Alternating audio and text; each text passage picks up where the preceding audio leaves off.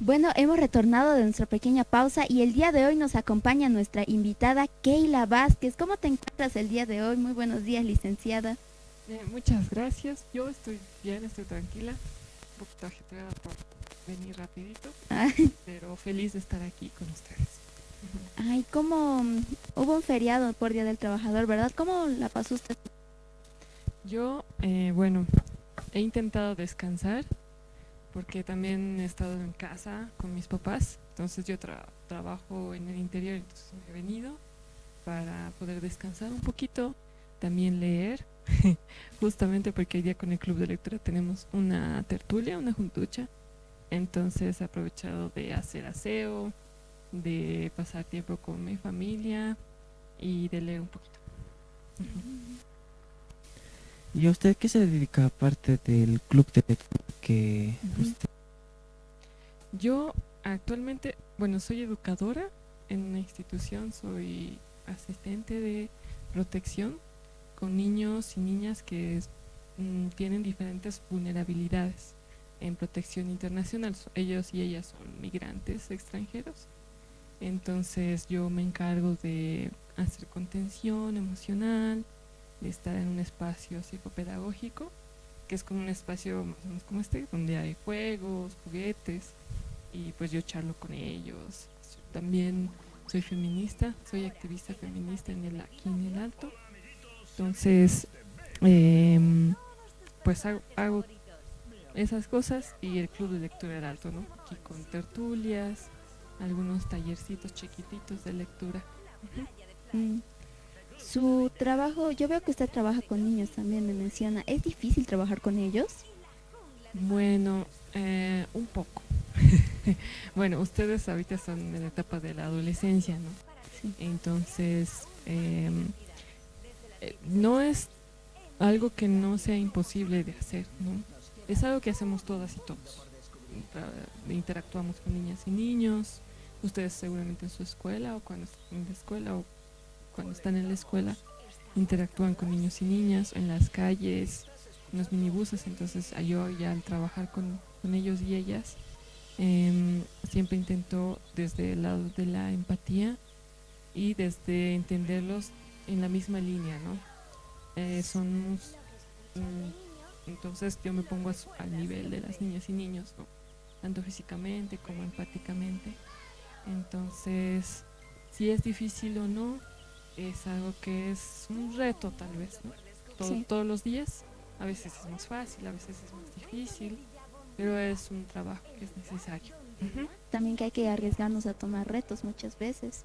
Yo veía que usted también tenía un club de lectura, ¿verdad? ¿Cuál es su autor favorito?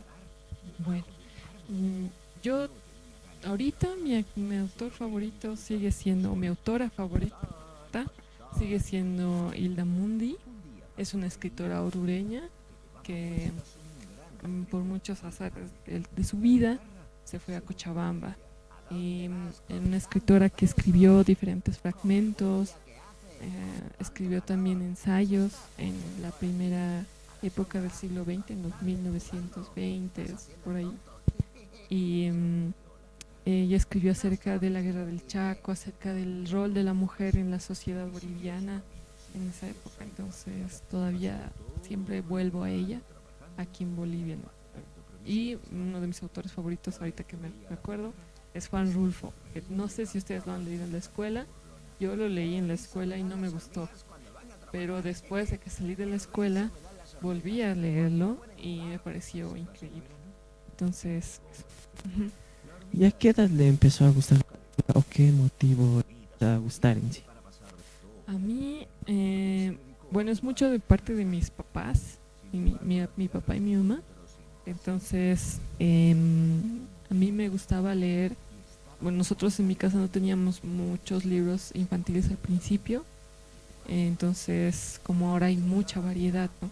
Entonces habían estos señores, que tal vez algunos siguen existiendo, que iban puerta por puerta a las casas aquí en el Alto a ofrecer libros infantiles por cuotas. Mm, Entonces, no sé si tú has conocido esos tipos de libros o ofrecían licuadoras, batidoras, así. Y había alguno de ellos que ofrecía libros. Entonces mi mamá compraba esos libros por cuotas. Entonces yo recuerdo que tal vez yo siempre abría la puerta para decirle al señor, no, ahorita no, vuelvo al cine. Entonces, y a veces sí le pago. Entonces ahí ella compró unos libros que nosotros somos 4 hermanos y compró libros que tenían nuestros nombres. Y fue genial porque yo tenía como 8 años más o menos. Y así ella compraba libros así. Y entonces más o menos a esa edad, como era muy chiquita. Y en los periódicos, ¿no? Salían cosas como de colección del cuerpo humano, el Goyi. Entonces, que no sé si ustedes han conocido el Goyi, tal vez no. Pero algunos cómics que salían igual por colección. Entonces ahí yo me interesé en la lectura, en la casa, ¿no? Más que todo. Ah, yo veo que usted sí desde siempre ya ha desarrollado ese gusto por la lectura. Aprovechando que ya hemos entrado un poquito más al ambiente de lo que es niñez, nos gustaría, bien mejor dicho, hacerle algunas preguntas relacionadas a este tema. Como primera pregunta yo tengo, ¿cómo fue su niñez, licenciada? De mí, mi niñez fue muy digna. O sea, fue una niñez donde yo y mis hermanos jugábamos en la calle. O sea, no había celulares todavía, pero sí había la calle. Entonces, nosotros vivíamos, yo tengo muchos recuerdos de mi niñez en Santiago II, aquí en un barrio minero, que estaba en proceso de construcción también.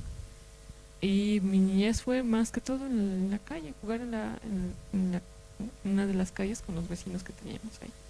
Niñas y niños que a veces se iban o volvían, porque algunos de ellos pagaban alquiler, o algunos de ellos llegaban al barrio, ¿no? Entonces fue una niñez muy digna, una niñez donde que mis papás, mi mamá y mi papá intentaron darnos lo que se podía, ¿no? Entonces a veces sí había momentos tristes, porque nosotros crecíamos solitos a veces, ¿no? Mi mamá iba a trabajar, mi papá vivía en otro, trabajaba en otro departamento, entonces eso era muy triste. Entonces nosotros como hermanos ya lo entendemos ahora y lo aceptamos, ¿no? Pero la niñez era en el parque, jugando fútbol, o con nuestros perritos también, o jugando en la calle lo que podíamos inventarnos, ¿no? Uh-huh. Fue su etapa de la secundaria. ¿Ganó algunos premios o algo? No, yo no gané ningún premio. Yo estudié en 2 colegios en la secundaria, uno en Jesús Obrero, que está en 1 de Mayo, que ahora está de aniversario esa zona aquí en el Alto, y también en un colegio que se llama Mariscal antes de Santa Cruz en Ciudad Satélite, un año, pero la mayor parte lo pasé en Jesús Obrero. Entonces en ese colegio, es un colegio grande, fiscal de convenio, y pues yo tenía mis amigas así bien contaditas, las cuales las recuerdo con mucho cariño, pero la secundaria la pasé muy como enojada por cómo los profesores o profesoras a veces eran con nosotros, ¿no? Y ahí fue en el colegio en la secundaria donde yo decidí hacer teatro. Entonces, porque tenía mucha energía que no sabía dónde canalizar, ¿no? Entonces, fue ahí donde, no es precisamente en el colegio, en otra experiencia que se llama Compa, en Teatro Trono, ahí yo me integré. Y pues en el colegio intenté integrar el teatro en el colegio. Y habían algunas cosas que en el colegio no me gustaban, como el uniforme, o no sé, que nos hicieran escribir dictado toda la clase, o sea, eso era demasiado malo. O yo alguna vez yo me quejé, la pasé mal con la profe. Entonces, o cosas así, ¿no? Pero la secundaria nosotros la pasamos era muy extraño, pero también bonito también, porque también salen estas cosas de las relaciones, de gustar con alguien o que te molesten, estas cosas, ¿no? Y yo era mucho que rechazaba eso. Entonces ya después al final de salir del colegio, entonces sentía que había mucho ímpetu por hablar del tema, ¿no? Pero con mis amigas nosotras éramos más de dedicarnos al estudio, hacer eso. No éramos las mejores, ni digamos las abanderadas, pero éramos las que intentábamos estar ahí, ¿no? No dar problemas en casa y hacer lo que teníamos que hacer. Sí. Sí. Aprovechando también este tema de lo que es la secundaria, de aquí viene la adolescencia. Para usted, ¿cómo fue su adolescencia o cómo vivió su adolescencia? Yo, bueno, a ver, la adolescencia, no sé si ustedes han hablado de esto, en las mujeres se nos marca mucho por la menarquía, ¿no? Entonces es algo que yo no supe cómo manejar. Y para empezar, digamos, ¿no? Mi mamá lo hizo como pudo, me explicó las toallitas, todo eso. Entonces, la adolescencia es un dolor, es un duelo, que yo entendí ahora, que soy adulta. Entonces hay un duelo que tienes por dejar de ser niño o niña. Yo quería ser niña hasta mis 14, 13 años, porque quería tener las mejores muñecas que mi mamá nos compró fue ya cuando éramos grandes. Entonces quería seguir jugando y ya no se podía porque ya no había compañeras con las que jugar. Entonces hay un duelo que pasas y yo sí lo sufrí. O sea, sí fue una muchacha rebelde que tenía mucho enojo y con mi mamá, y con mi papá. Entonces ellos fueron duros también y después pacientes y luego se resignaron conmigo y luego dijeron, bueno, ya la que le quiere hacer teatro, ni modo, así. Entonces, pero tienes que estudiar. Entonces ahí hay un proceso de duelo y después, pero yo también entiendo ahora de mi adolescencia que fueron momentos también muy lindos, ¿no? En ese equilibrio Sí. de tener amigos, de tener amigas, de querer buscar, intentar entender quién era, de dónde soy. Porque, por ejemplo, yo nací en Santa Cruz, Sí. pero toda mi vida viví en el Alto. Mi papá tiene herencia minera, entonces mi mamá es de Santa Cruz y se vino aquí. Entonces había mucha mezcla en nuestra casa que nosotros no entendíamos. Y luego ahora lo entendemos, ¿no? Entonces, la adolescencia, yo al menos recuerdo el colegio y no quiero recordarlo tanto. Digo, no me gustaba el colegio. Pero algunas cosas sí me gustaban mucho, ¿no? Y esos eran mis amigas, sobre todo, y la gente que pude conocer haciendo teatro. Y el teatro fue una herramienta que a mí me ayudó mucho para canalizar todo el enojo que yo tenía y toda la tristeza que pasé en la adolescencia, tal vez. Y algunas cosas sí, de cariño que encontré con amigas, amigos ahí. Ujú. Sí, ahora usted mencionaba algo que me llamó la atención, licenciada, y es que muchas veces tenemos la adolescencia femenina como tabú, más por las etapas en las que se pasa, el desarrollo del cuerpo, el periodo. ¿Usted qué opina de eso? Yo Acerca, creo o que cómo vivió esas etapas, más bien dicho. yo creo que nuestros papás, o al menos en mi generación, nuestros papás no supieron cómo hablar del tema, ¿no? Entonces mi mamá, eh, cuando a mí me llegó mi primera vez mi periodo, no solo me indicó cómo poner las toallitas y sí se preocupó ella mucho, así. Pero después era como algo normal y yo también rechacé hablar de eso, era como algo muy como, bueno, ni modo, sí, ¿no? Pero yo sabía que había, o sea, por ejemplo, algunas amigas ya les había pasado y yo tenía mucha curiosidad de eso, decía, ¿cómo será? ¿Qué será? Así como de, realmente, o sea, no sabía qué era hasta que con mis amigas hablamos del tema, ¿no? Y ellas pensaban que como yo había nacido en Santa Cruz, a mí ya hace rato seguro. Y yo decía, no, ya, porque cada cuerpo es distinto, cada persona es distinta, ¿no? Entonces, entre chicas nosotros hablábamos mucho respecto de eso, o a veces poquito, pero era como un tabú, ¿no?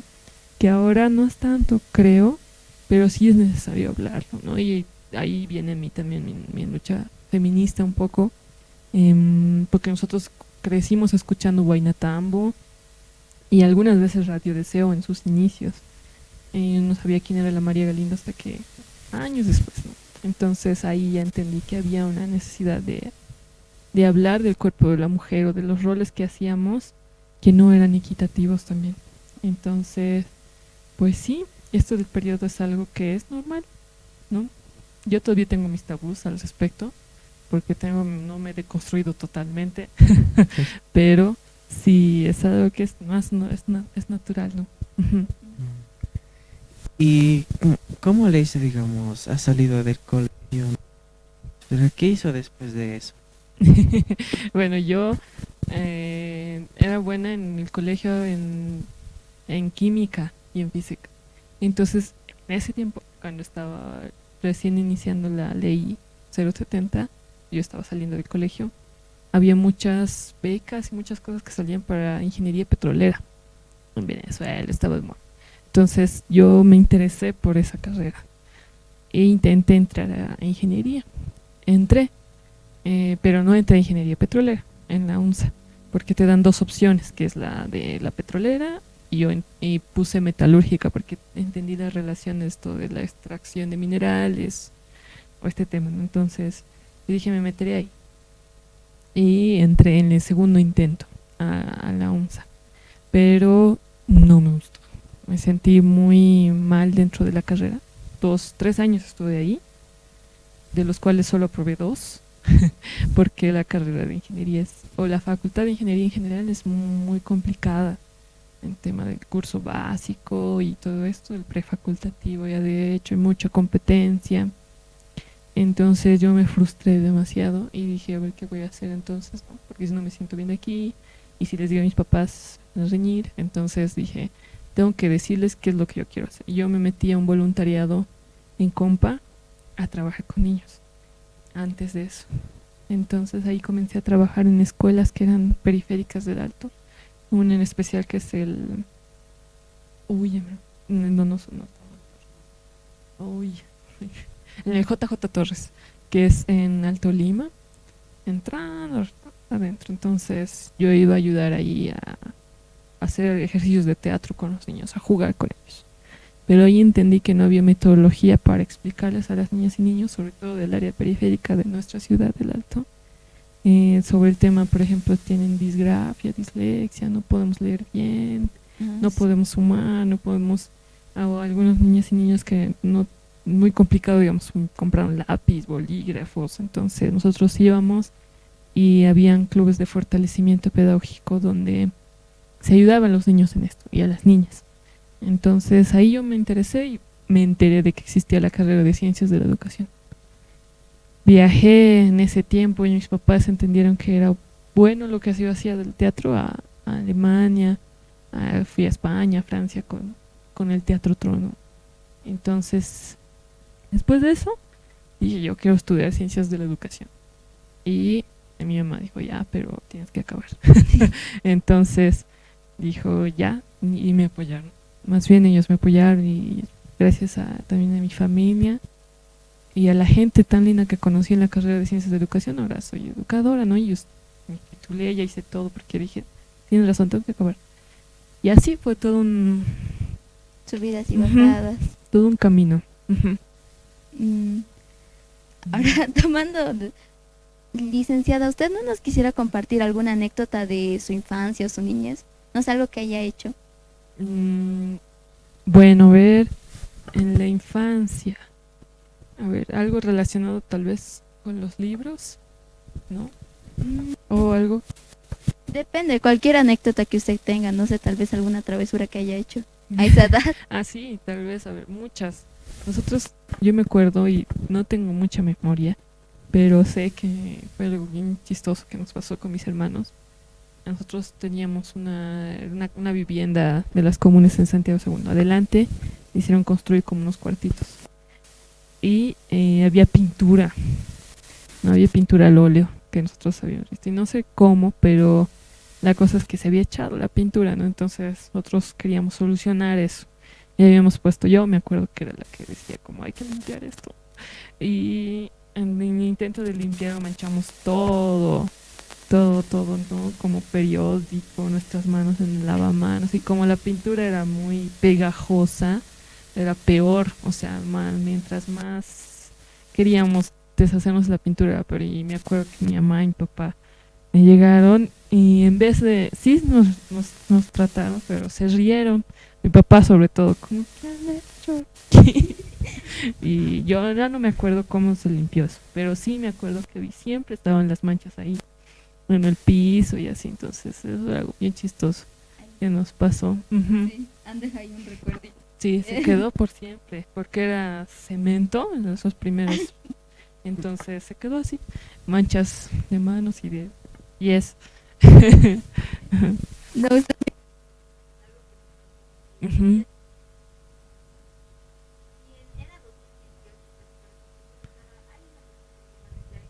ujú. Ah, ya, sí, como, y ahí con mi prima he dicho,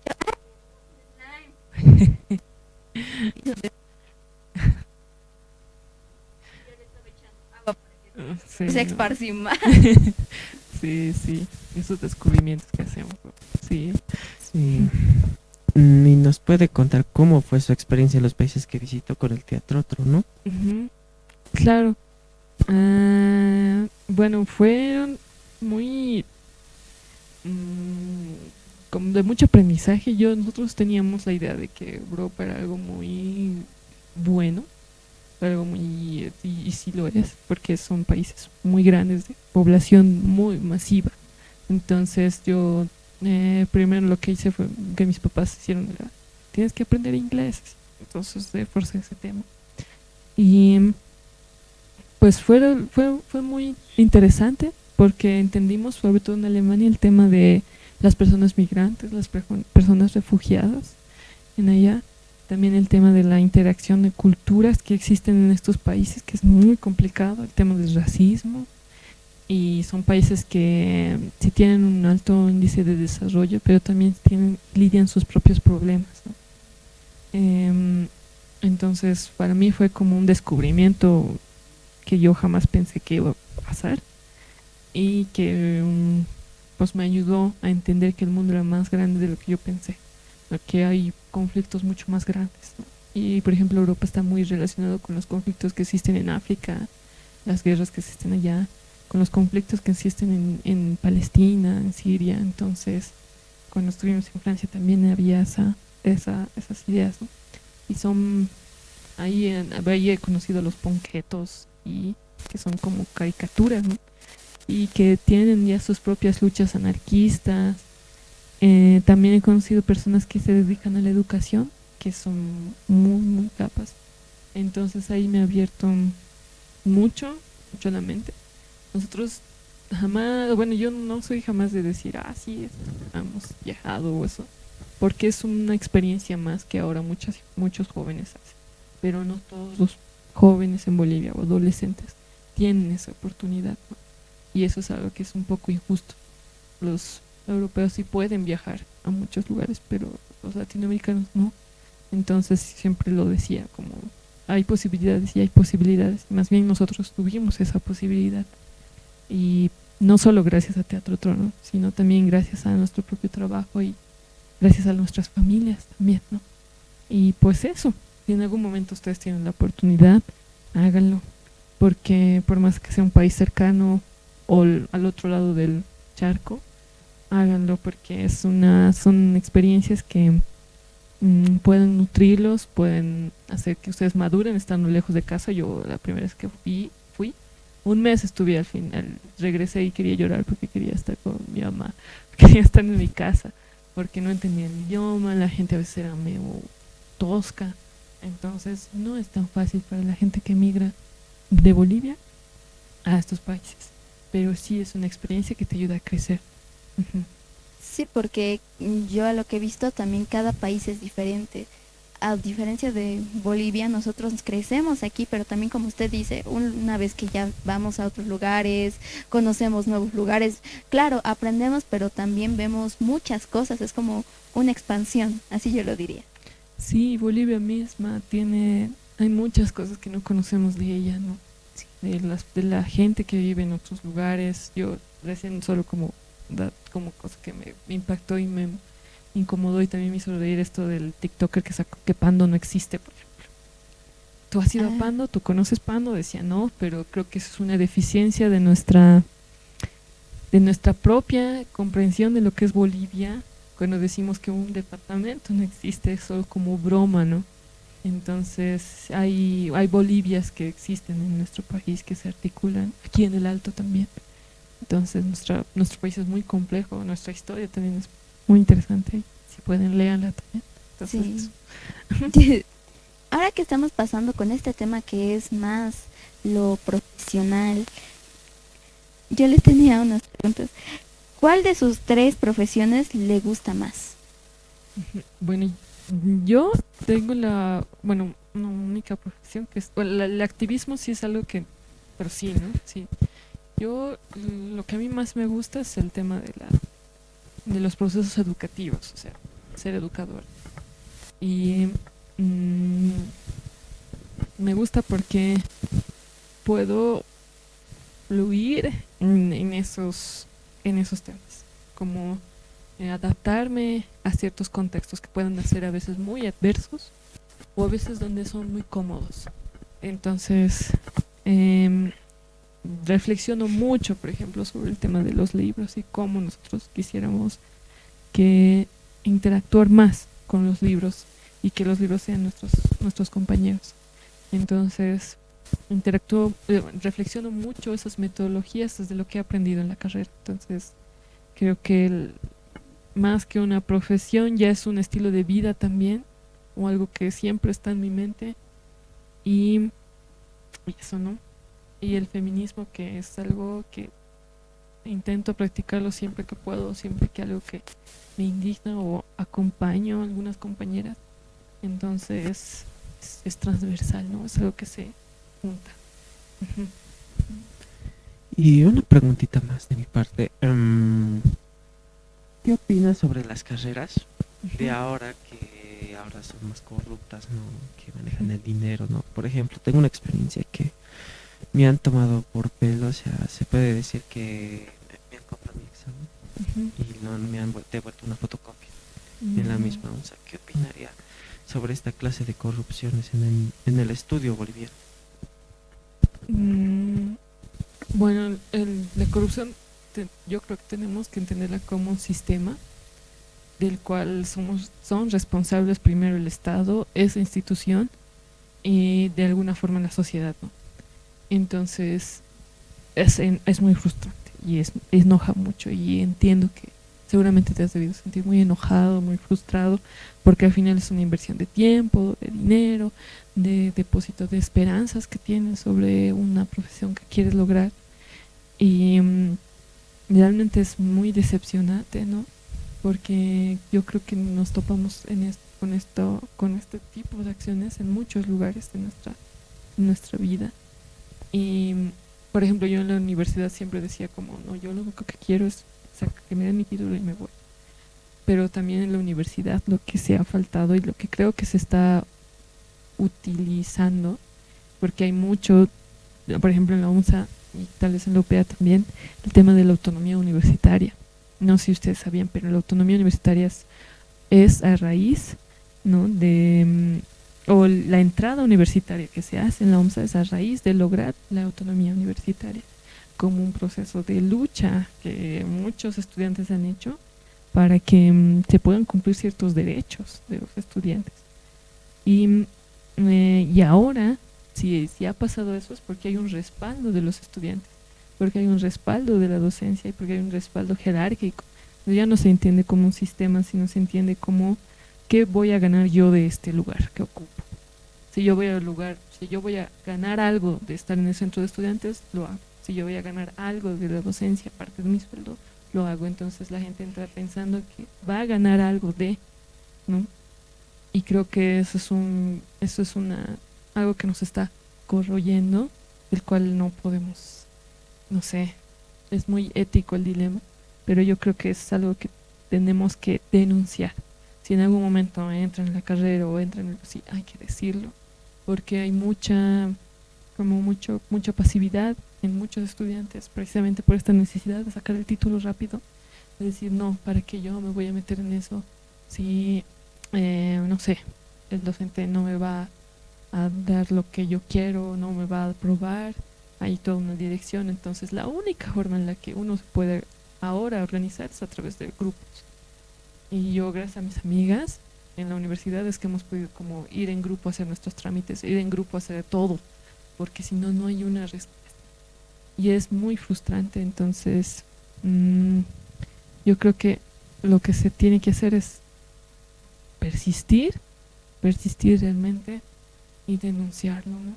Y a veces también soltarlo. Hay cosas, por ejemplo, el normal de Bolivia, ahora que han sacado, que están las respuestas, es como da mucha decepción porque no todos tienen las posibilidades de pagar un examen, ¿no? Entonces, pues no sé, yo te invitaría a que lo reflexiones y que persistas y que resistas también. Sí. Y que si en algún momento tienes la oportunidad de denunciarlo también cuidándote, lo hagas. Ujú. Entrando más a este aspecto de lo que es la educación, ¿usted qué opina de los fallos de la educación actual boliviana? Ujú. Bueno, yo creo que hay muchas necesidades dentro del sistema educativo. Hay algunas que sí se han hablado y se han planteado en la ley 070, pero también hay muchos desfases. Entonces, por ejemplo, yo creo que ahorita el mayor desfase y rezago que se tiene en el sistema educativo, tanto formal como informal. El formal es el que está en las escuelas, en institutos técnicos también, o institutos superiores, pero el no formal es el que están los CEAS, los centros de educación alternativa, los centros de educación para personas con discapacidad, otros tipos de educación que están saliendo, por ejemplo, el de Club Cómplices. Entonces, dentro de cada uno de estos sistemas está ahorita el tema del rezago de la pandemia que ha dejado, el tema del tecnológico, el- también el tema de no poder, desde mi punto de vista, y profundizar con el tema de las emociones y que tienen las niñas, los niños, adolescentes, jóvenes y adultos, y que están saliendo mucha ira, mucho enojo, ¿no? Y ahorita dentro del sistema formal el tema de las juntas escolares, creo también. Y justo lo que menciona Josué, que es este tema de la corrupción que está invadiendo los sistemas, ¿no? En todas sus formas. Y eso, que Sí, muchos problemas. las carencias educativas. Una veces la escuela solamente se centra en la matemática, el razonamiento y la analítica, pero ya no se toma en cuenta otros tipos de talentos, como lo llegaría a ser el arte, el baile, la actuación, como usted dice, Ujú. o incluso el saber conectar o socializar con las personas ya no se toma tan en cuenta en muchas escuelas. Sí, sí, porque precisamente es que la escuela es como una... alguna vez en el colegio sí bromeábamos de esto, pero es como una cárcel, es una jaula que tiene normas y reglas, ¿no? Entonces, donde más en la escuela las niñas y niños y adolescentes les van a poner límites es en la escuela. ¿Por qué? Porque la escuela funciona como una cajita donde tú tienes que ir a un curso, te sientas y recepcionas, ¿no? Y en algunos casos sí, hay maestras y maestros que hacen una interacción diferente dentro del aula o dentro de esta cajita que existe, ¿no? O esta caja como jaula que tenemos. Pero la escuela está diseñada desde la estructura para que tú vayas, subas las gradas o digamos, entres a tu curso, salgas del curso, está el patio, interactúas, están los lugares específicos. Entonces, desde el mismo diseño de la estructura, es que tú ya te condicionas tú solito, tú solita, a que en este lugar yo tengo que comportarme así. Y si no me comporto, entonces está mal. Entonces, y desde los profesores, profesoras, ustedes que han visto, o incluso en universidades, te condicionas porque la estructura te llama así. El uniforme y todo. Entonces, por eso es que es bien difícil que las maestras y maestros puedan incorporar o meter otras dinámicas, ¿no? Porque ya dentro de esas dinámicas ya se suma lo de las cédulas sindicales de los profesores, de las juntas de maestros que se adaptan a esto, ¿no? Y es bien difícil que un maestro, por ejemplo, os diga, hoy día vamos a pasar clases afuera en el jardín, o si es que tienen jardín, o vamos a hacer un jardín, porque alguien va a ver que se va a oponer, o alguien va a ver que va a decir, ah, no. Entonces es muy complicado interactuar esto, pero sí existen profesores y profesoras que están mandados a hacer esto, ¿no? Entonces, sí, yo creo que es otra forma también de explorar este sistema. Ujú.